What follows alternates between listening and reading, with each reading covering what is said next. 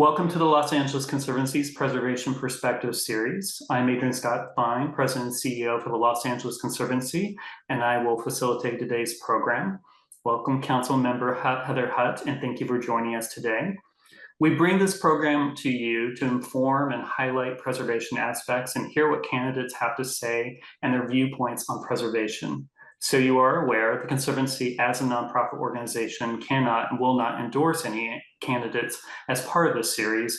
We offer preservation perspectives to help inform.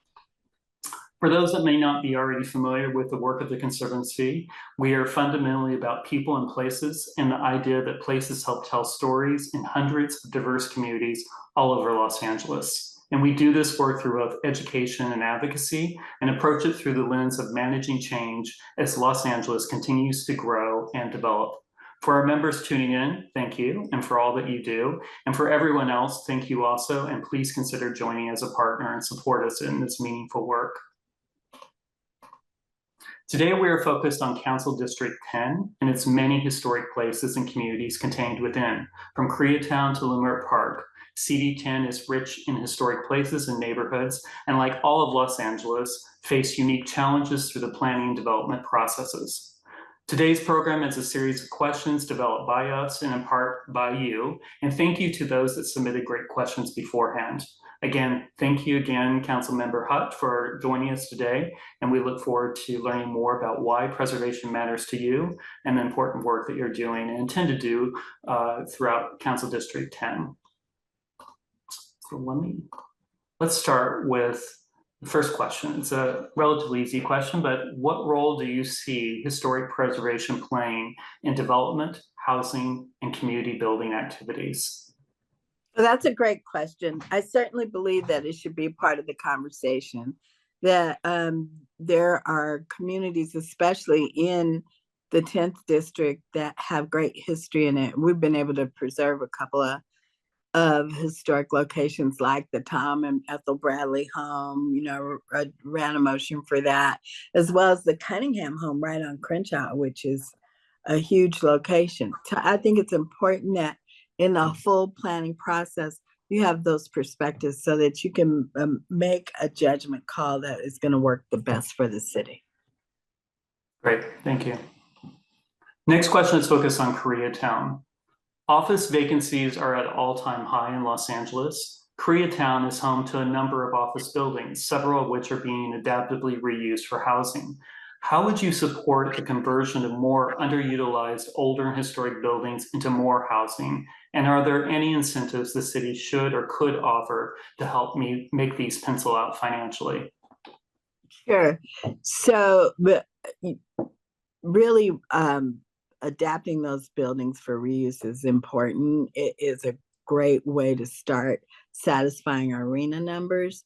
I also believe that they're low and affordable housing. ED1 will be super helpful in expediting those projects so that we can get more people housed. So I believe that that is a way to satisfy the need, which is our inventory. Thank you. The next question is focused on HPOZs. CD10 contains 8 of the city's 35 historic preservation overlay zones. All of these neighborhoods contain a mix of multifamily and single-family zones, and therefore are eligible for various housing streamlining provisions, including the state density bonus and previously ED1. This has led to projects that some residents believe are out of scale and incompatible with the neighborhood. How do you propose the need for new housing production can be balanced with the goals of preservation in specifically HPOZs?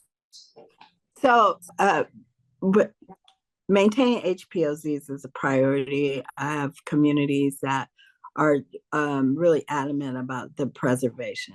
On top of that, I believe that what the Planning Commission brought to light will be an important report to read so that we understand how we operationalize what the need is and what we need to preserve. So we have to look at all sides so that we make the right decision, but preservation is super important to me. Next question is focused on neighborhood change. Council District 10 neighborhoods such as Leimert Park are increasingly concerned about change, including redevelopment proposals within and along the Crenshaw corridor, increasing rents, and the resulting, in some cases, displacement of longtime residents and legacy businesses. Residents are currently seeking listing in the National Register of Historic Places in Leimert Park to help. How do you see preservation or other approaches helping to maintain the identities of these types of older and historic neighborhoods throughout Council District 10 and throughout Los Angeles? You know, again, there's a balance, right? But because I'm from here, because that fountain in Leimert Park was my first big girl experience when I could make it all the way around. I felt like I was somewhere, that I was bigger. I wasn't a baby any longer. We have to save that. We have to save the Vision Theater. When I was a kid, it was the Leimert. We walked there to the movies. I told you where we live. We have to figure out how to utilize our spaces as well as preserve what we have, because there's a beautiful history that goes along with the architecture, with the development, with the people that are in this space. So I am a proponent of the preservation and the history.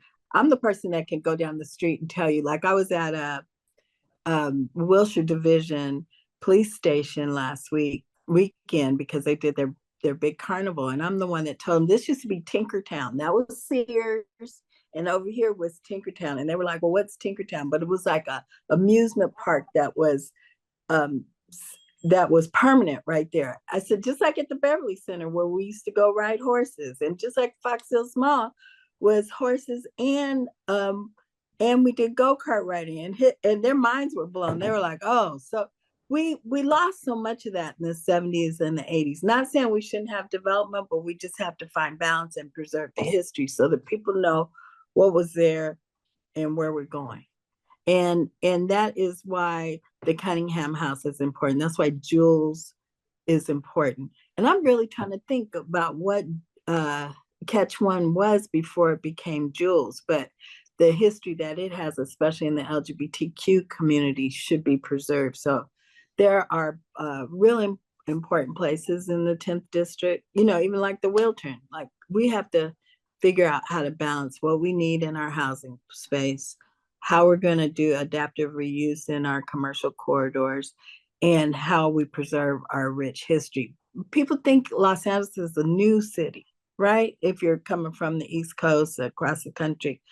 But we really have some significant history that goes along with this beautiful place we call home. And so we have to figure out how to do both, you know, satisfy our numbers, give people affordable housing. And that's why just in my short period of time, I've been able to open 3,000 affordable housing doors.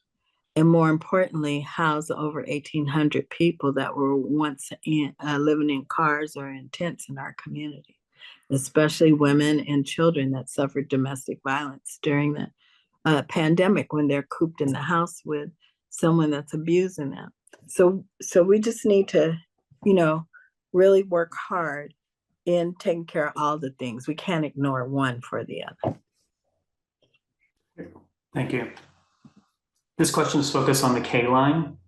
Mid-City residents have asked Metro to consider an alternative route for the K line extension due to concerns about tunneling under many 100-plus-year-old historic homes and potential disproportionate impacts to communities of color.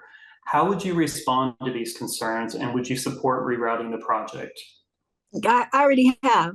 I've already supported, went on the record with Metro, sent my letter to the supervisors to let them know that we need to route not under those 100-year-old homes. That was the whole Sugar Hill thing, right? Where they just took up really something that could have been generational wealth for the 10 freeway. And so I already went on the record to not tunnel under these 100-year-old homes. We don't even have any information that tells us what happens when you put any rail that under 100-year-old homes. So I'm on the record. Approximately 10% of Los Angeles's 1,300 plus historic cultural monuments, otherwise known as HCMs, citywide, tell the stories of BIPOC, women, and LGBTQ plus communities. how would you support increasing equity and these numbers in our historic cultural monument program? As many ways as I can. I've already gone on the record to co-author Preserving Fame Church, which is the first African-American Methodist church that was built not on the location it is now, but more downtown off of Hill Street. Biddy Mason, who started that, who was born a slave and acquired property throughout her life, supporting projects like that, supporting the Jewel Project, which is a woman LGBTQ location, a safe haven for people of color who couldn't go to West Hollywood because they were LGBTQ, but they could go on Pico.